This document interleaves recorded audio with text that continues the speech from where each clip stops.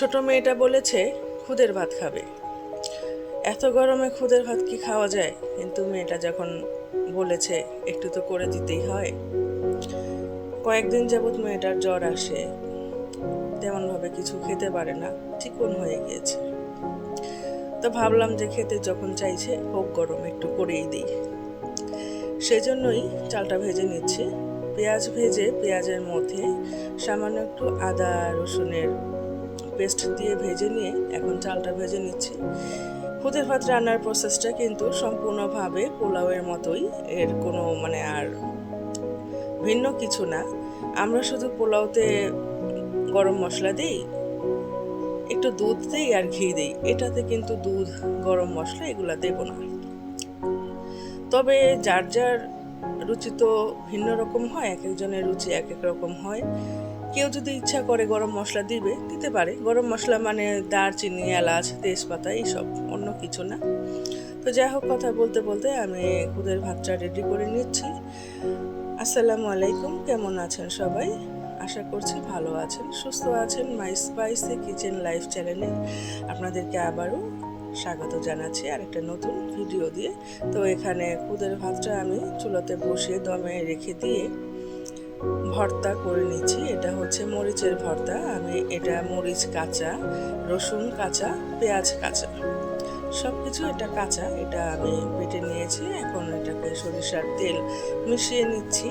এটা খেলে কিন্তু খুবই উপকার হয়, কিন্তু শর্ত হচ্ছে এর মধ্যে মরিচের পরিমাণ কম থাকতে হবে, রসুন পেঁয়াজের পরিমাণটা বেশি থাকবে। তাতে আপনি যদি এটা খান তাহলে আপনার ভেতরে যদি ঠান্ডা থাকে তবে সেটা দ্রুত কেটে যাবে। ঠান্ডার ওষুধের থেকেও বেশি কার্যকর আমার কাছে মনে হয় এই মরিচের ভর্তাটা। এখন চলুন আমরা কালো জিরা ভর্তা করে নেব। পৃথিবীতে যত রকমের ভর্তাই থাকুক না কেন, আমার কাছে সবচাইতে বেশি ভালো লাগে এই কালো জিরার ভর্তা। যদিও এটা বানাতে অনেক কষ্ট হয়, এটা সহজে মিহি হতে চায় না, খুবই কষ্ট করে এই ভর্তাটা বানানো। গরমের মধ্যে প্রচণ্ড শক্তিও খরচ হয় এটা বানানোর ক্ষেত্রে। তো আমি তো আজকে আর বেশি রকমের অনেক পদের ভর্তা করব না। আমি আজকে 2-3 পদের ভর্তা দিয়েই আমি দুপুরের খাবারটা কমপ্লিট করব। এত গরমে এত ভর্তা করাটা মনে হয় আমার পক্ষে সম্ভব হবে না। অন্য কেউ করলে আপনারা করতেও পারেন, কিন্তু আমি একা একা এগুলা, আমার পক্ষে এতগুলো ভর্তা একা করা সম্ভব না। তো কালো জিরাটা আগে ভালো করে মিহি করে বেটে নিয়ে এখানে পেঁয়াজ রসুন আমি এখন মিশিয়ে নিচ্ছি। পেঁয়াজ রসুন আমি আবার সর্ষের তেলে ভালো করে ভেজে নিয়েছি। প্রচণ্ড গরম পড়েছে, ভর্তাগুলো করতে আমার অনেক কষ্ট হচ্ছে, কিন্তু মেয়ে খেতে চেয়েছে, এখন আমি কি করব, করেই দিচ্ছি। আমার কাছে মনে হয় যে এই সমস্ত খাবার থেকে পোলাও মাংস রান্না করাটা, বিরিয়ানি খিচুড়ি রান্না করাটা অনেক সহজ একটা কাজ। তবে এই সব টুকিটাকি রান্নাগুলো করতে, ভর্তা বানাতে, মাছের তরকারি রান্না করতে, সেগুলো ভাজি করতে, সেগুলোই আমার কাছে খুবই বেশি ভেজালের মনে হয়। তা আমার এই ভিডিওটি যারা দেখতে দেখতে এই পর্যন্ত এসেছেন তাদেরকে বলছি একটা লাইক করে সাবস্ক্রাইব করে নেবেন। যারা করেছেন তাদেরকে অসংখ্য ধন্যবাদ। আর দয়া করে আমার ভিডিওটি কেউ স্কিপ করে দেখবেন না প্লিজ। আর যারা আমাকে সাবস্ক্রাইব করেছেন তারা সাবস্ক্রাইব করে নিয়ে আমাকে বলে পরে আবার কেটে দিবেন, সেটা করবেন না। সততার পুরস্কার কিন্তু পাওয়া যায়, কখনোই অসৎ উপায় অবলম্বন করা উচিত না। আমি জানবো না, কিন্তু আল্লাহ ঠিকই জানবে। আল্লাহ কিন্তু ঠিকই অপরাধীকে শাস্তি দেন, আল্লাহ ছাড় দেন, ছেড়ে দেন না। যা হোক, আমার কথায় যদি কেউ কষ্ট পেয়ে থাকেন তবে আমাকে ক্ষমা করে দেবেন। আমি কাউকে কষ্ট দেওয়ার জন্য কিন্তু কোনো কিছু বলি নাই, কিন্তু আমি প্রায় দেখছি যে সাবস্ক্রাইব করেন আপনারা, কেউ কেউ সাবস্ক্রাইব করেন, আমিও সেটা ব্যাক করে দিই, কিন্তু তারপরে দেখা যায় আপনারা কেউ কেউ কেটে দিয়েছেন। তো যাই হোক, এখন আমার কালো জিরা ভর্তাটাও হয়ে গিয়েছে। তারপরে আমি এখন বেগুন ভর্তা করে নেব। বেগুন ভর্তাটা আমি করব কালো জিরা দিয়ে। তো এখানে আমি কালো জিরার ভর্তা কিছুটা রেখেছি পাটার মধ্যে, রসুন পেঁয়াজ বেটে নিচ্ছি। এখন একটা সেদ্ধ করা বেগুন এর মধ্যে দিয়ে মিলিয়ে নেব। এইভাবে বেগুন ভর্তা খেতে কিন্তু অন্যান্য বেগুন ভর্তা থেকে অনেক বেশি আমার কাছে মজা লাগে। এটা আপনারা একবার ট্রাই করে দেখতে পারেন, ভালো লাগবে। আমি এর আগেও মনে হয় আপনাদেরকে এই ভর্তা রেসিপিটা দেখিয়েছি কোনো একটা ভিডিওতে। এটাকে কমপ্লিট করে নিচ্ছি। এটা কিন্তু শুক্রবারের ভিডিও ছিল, শুক্রবার ছিল, সেই জন্য আমার প্রচণ্ড কষ্ট হচ্ছে। এতটা রোদ উঠেছে, এতটা গরম, দুপুর হয়ে গিয়েছে প্রায়।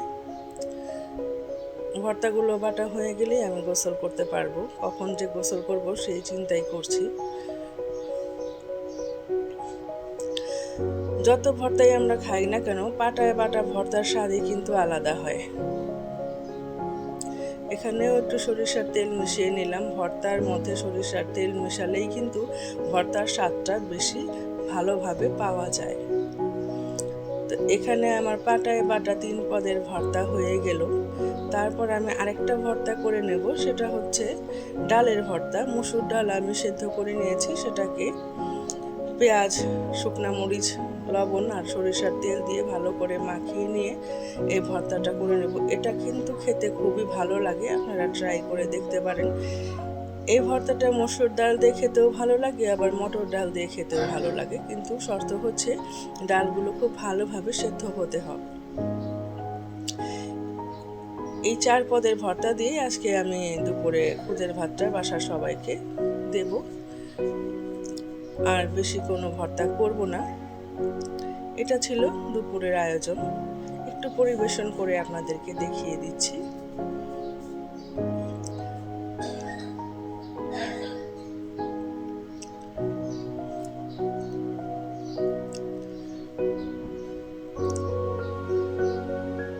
ভর্তাগুলো কিন্তু খেতে খুব মজা হয়েছিল, আমার কাছে খুব ভালো লেগেছিল। এখন চলেন বিকালে আমার ছেলেকে আমি একটু বাদাম ভেজে দিচ্ছি। এটা হচ্ছে কাজু বাদাম, ঘিয়ে ভেজে দিচ্ছি আমি। এটা কিন্তু ঘিয়ে ভাজলে খেতে খুবই টেস্ট হয়। তো ভাবলাম শুধুমাত্র কাজু বাদাম কেন দেবো, একটু চীনা বাদামও দিই। সেটাও আমি ঘিয়ে ভেজে নিচ্ছি, আমার ছেলেকে নাস্তা দেব বিকালে।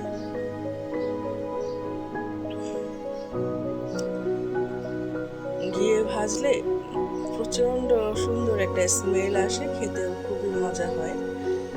তো আমার ছেলে আর ছোট মেয়েকে এখন আমি এগুলো খেতে দেব। দুজনকে একটু হরলিক্স করে দিয়েছি, একটা ডিম সেদ্ধ করে দিয়েছি, ওরা খাবে। দেখুন আমার ছেলেটা এখন খাবে, চুপ করে বসে আছে যে কখন দেবে আর ও খাবে। এখন হাসছে, ক্যামেরা সামনে তো হেসে ফেলেছে। খোদা হাফেজ।